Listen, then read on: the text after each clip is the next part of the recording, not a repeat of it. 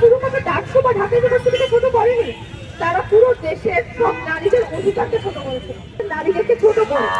আমরা সেই মানসিকতার বিরুদ্ধে কথা বলতে এসেছি। এখানে বর্তমানে আমাদের নেতা বলেছেন যে নারী ঢাকা বিশ্ববিদ্যালয়ের ডাকসু হচ্ছে মদের আড্ডাখানা এবং বেশ্যাখানা। তারা শুধুমাত্র ডাকসু বা ঢাকা ইউনিভার্সিটিকে ছোট করেনি, তারা পুরো দেশের সব নারীদের অধিকারকে ছোট করেছে। তারা তাদের অধিকারের হাত দিয়েছে। আমরা এই অধিকারের হাত দেওয়া কোনোদিন মেনে নেব না। তারা এখানে যাচ্ছে। তারপর আজকে আমরা এখানে এসেছি যে ঢাকা বিশ্ববিদ্যালয় আসলে পদের আড্ডাখানা বা বেশ্যাখানা না। ঢাকা বিশ্ববিদ্যালয় ৭২ ভাষা আন্দোলনের সুবিধাদার, মুক্তিযুদ্ধের নেতৃত্বের জন্মস্থান এবং স্বৈরাচার বিরোধী আন্দোলনের কেন্দ্রস্থল।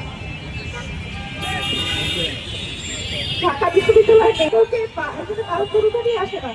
তারা যখন নারীদের বিরুদ্ধে কোনো মন্তব্য করে, তখন আসলে তারা নারীদের সেই অধিকারকে ছোট করে, নারীদের বিরুদ্ধে সহিংসতাকে তারা সহজলভ্য করে দেয় এই বক্তব্যের মাধ্যমে। আমরা এই বিরুদ্ধে প্রতিবাদ জানাতে এসেছি। আমরা এই